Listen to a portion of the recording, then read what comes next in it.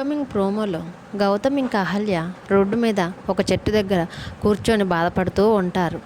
అప్పుడు గౌతమ్ అహల్యతోటి, నా తండ్రికి బాగాలేక హాస్పిటల్లో ఉన్నా కానీ నేను నా తండ్రి దగ్గరికి ధైర్యంగా వెళ్ళలేని పరిస్థితిలో ఉన్నాను అని చెప్తూ బాధపడుతూ ఉంటాడు. అప్పుడు అహల్య, ఇంద్రగారు లేరు అన్న నిజాన్ని మీరు ఆయన దగ్గర దాయబట్టే ఆయన గుండె ఆందోళన చెంది ఆయనకి ఈ పరిస్థితి వచ్చింది అని అహల్య గౌతమ్తో అంటూ ఉంటుంది. తర్వాత అహల్య, అసలు ఇంద్రగారు ఎక్కడికి పోలేదు, తిరిగి నా కడుపులోనే ఊపిరి పోసుకుంటున్నాడని మీ నాన్నగారితో చెప్తే ఆయన ఆరోగ్యం ఖచ్చితంగా కుదుటపడి ఆనందంగా తిరిగి లేస్తారు అని గౌతమ్తో చెప్పి, ఇప్పుడే నేను వెళ్ళి అందరితో ఈ నిజం చెప్తాను అని గౌతమ్ దగ్గర నుంచి హాస్పిటల్కి బయలుదేరుతుంది.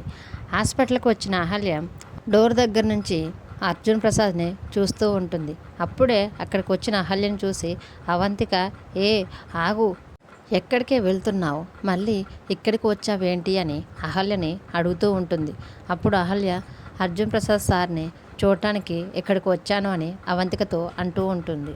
మరోవైపు అహల్య వెళ్ళిన తర్వాత గౌతమ్ ఎలాగైనా అహల్య దగ్గరికి రావాలని ఆసుపత్రికి పరిగెత్తుకుంటూ వస్తూ ఉంటాడు.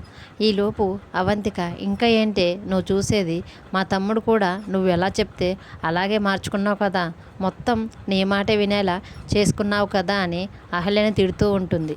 అప్పుడు అహల్య కోపంతో, అసలు గౌతమ్ గారి గురించి మీకేం తెలుసని గౌతమ్ గారిని తక్కువ చేసి మాట్లాడుతున్నారు అని అవంతికతో అంటుంది.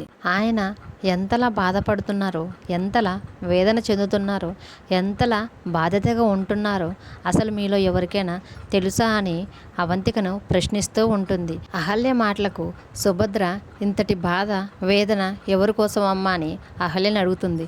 అప్పుడు అహల్య తన కన్న తండ్రి కోసం అని చెప్తూ ఉంటుంది.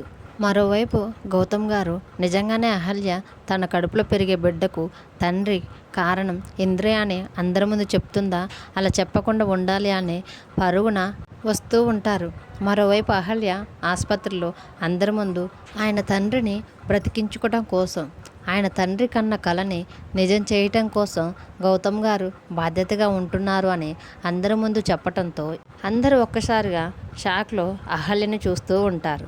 చూద్దాం మరి రేపటి భాగంలో నిజంగానే అహల్య అందరి ముందు ఆ నిజం చెప్పేస్తుందా, లేక గౌతమ్ గారు వచ్చి ఆ నిజం చెప్పకుండా ఆపేస్తారా అని. ఈ వీడియో కనుక మీకు నచ్చితే ప్లీజ్ లైక్ చేసి సబ్స్క్రైబ్ చేయండి.